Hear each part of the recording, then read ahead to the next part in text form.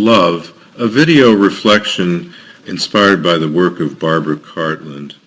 This video was created, directed, and presented by Reverend Dr. Dickie Jo Mullen, and in the video she explores the various dimensions and ideas that Barbara Cartland had contributed to the literature in regard to the concept of love. Love, born romantic, was synonymous with the name Barbara Cartland in the hearts and minds of many of us. Who can resist the idea? Inescapable, wonderful, deceptive, unpredictable, maddening, ecstatic, love. It's the theme chosen by Barbara Cartland, whom the Guinness Book of World Records once listed as the best-selling author of all time. It's estimated that she has at least 400 million viewers the world over, or readers. Her books have been both numbers 1 and 2 on the Dalton list of bestsellers the same week. She claims in her 80s that she's written with less effort and more productively than she did during her 20s. The romantic novelist had a life as thrilling as any of that of her heroines. She was born in Hertfordshire, England, in a restored 13th century manor house, which was rebuilt by the grandfather of Beatrix Potter. The garden was the scene of the famous Peter Rabbit books that Beatrix wrote, and now it furnishes the title for the Camfield Novels of Love, one of a series of Barbara's books. The romance novels are kind of the shady ladies of the literary scene, and yet they shouldn't be really because, well, they may help people, and they're also the most popular of the genres. Barbara Cartland was born on Tuesday, July 9th of 1901, at the end of the Victorian era. During her formative years, the role of women was still defined by narrow home boundaries. Her transcendence of this was in itself unusual. The whole scope of her activities made her a living legend during her own time. At the age of 87, for example, she would write up to 30,000 words a day, and in January of 1988, she received the highest award for civilian achievement in France, the Vermeil Medal at the Ville de Paris. In 1984, at the Kennedy Airport in New York, she received America's Bishop Wright Industry Award for her development to the field of aviation through her writings.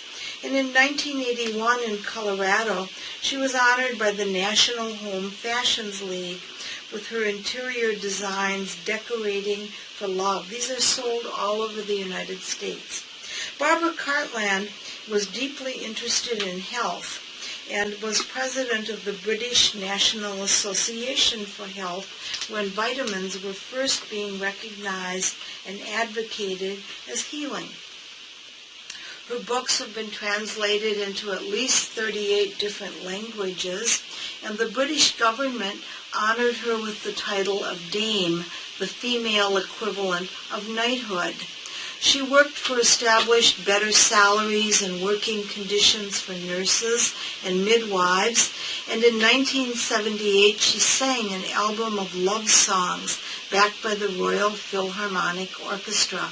Besides her romantic novels, Barbara Cartland has written plays, biographies, and histories, as well as cookbooks.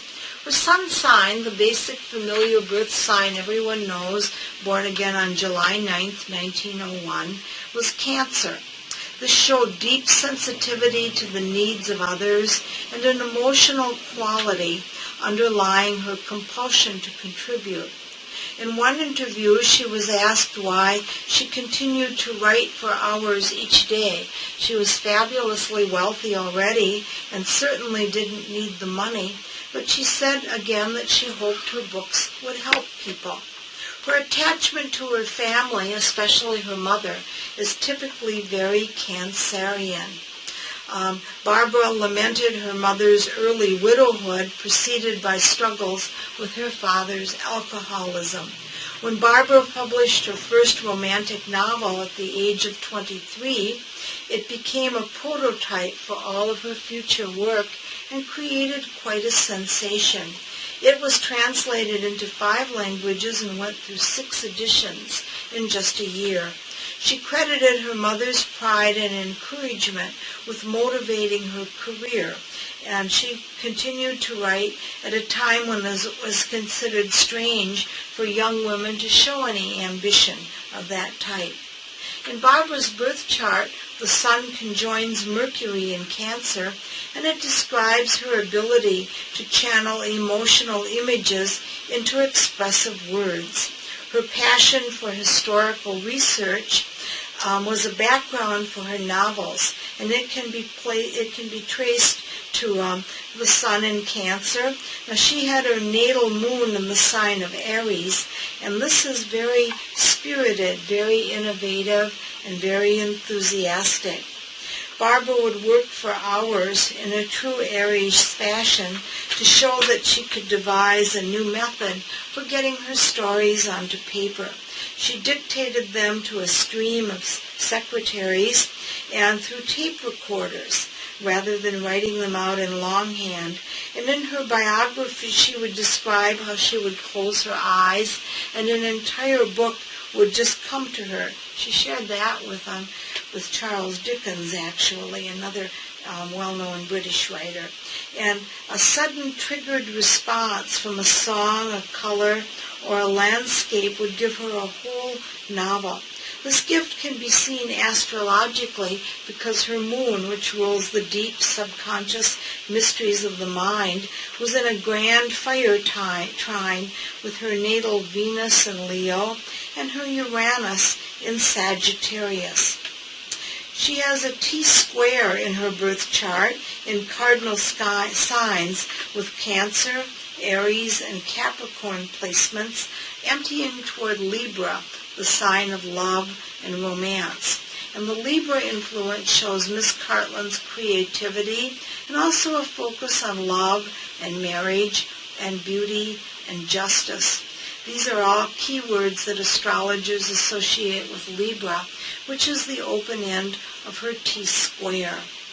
The energies of her beautifully aspected Venus in Leo, the sign of royalty, are evident in the emphasis on idealistic hero and heroine figures who move in upper echelon circles. In private life, Barbara nurtured close associations with royalty. Her daughter Rain married Earl Spencer in 1976 and became the stepmother of Lady Diana Spencer. When Barbara met Lord Randolph Churchill during the 1920s, he called her the prettiest girl he'd ever seen, and the admiration of the Churchill family was continued on by his son, Sir Winston, who actually wrote a preface for one of Barbara Cartland's early books. There's a Jupiter-Saturn conjunction in Capricorn in Barbara's chart, and it shows her capacity for hard work. She wrote well into her 80s and even up to her 90s. She passed away in the year 2000 and lived nearly a full century. And she commissioned and would write a book a month, and her publishers would say they could always rely that her books would arrive well bound. That was the days before electronic submissions, and a little bit early, perfectly typed and ready to go. The ability to age gracefully and live a productive life doing full-time employment long after her contemporaries were out to pasture shows in the strong Capricorn influences in her 6th house of health. She had a strong work ethic because there was a period of poverty during her childhood after her father died. Barbara's got a strong focus on the 9th house in the birth chart and a strong Jupiter. And this shows a lot about how foreign travel affected her. During her lifetime, she traveled to Tokyo, Jamaica, Bolivia, Greece, India, and Peru. And all of these sites figured into her novels. A spiritual and magical element always seemed to be a part of her unconscious memories of ghosts that she had felt near her since her childhood. Magical charms she received in South America, as well as attempts to communicate through trance mediums were very important in her thinking. Mars squares Neptune and Pluto and Gemini in her birth chart. She wrote poetry as well as some prose that had supernatural connections and ghostly elements in it. Barbara has a Mercury-Mars sextile from Cancer to Virgo. This is another strong aspect to look at in Miss Cartland's focus on health and wholesomeness. Her insistence that her previously lank hair started to curl during the 1950s when she began taking vitamins attracted a lot of attention at the time. We don't find an exact certainty with her birth time. However, from her appearance and the focus on her life, it's reasonable to assume she had either Leo or Libra rising. She claimed that she had 49 marriage proposals before marrying her first husband on April 23rd of 1927.